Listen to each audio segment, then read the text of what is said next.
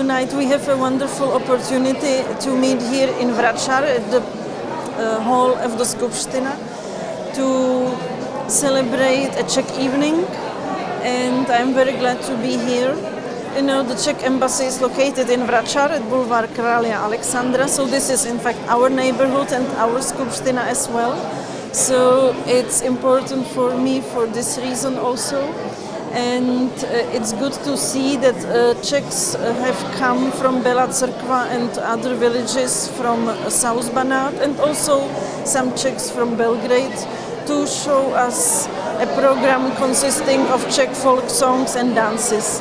I think this is a good opportunity for our Serbian friends to see some of our folk music and our folk culture, because Czechs and Serbs are very close nations and we have historical links.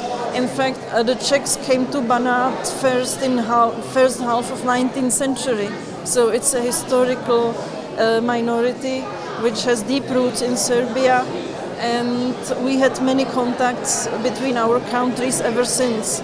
So this is an evening which will somehow demonstrate how close we are geographically, culturally, and as two friendly nations.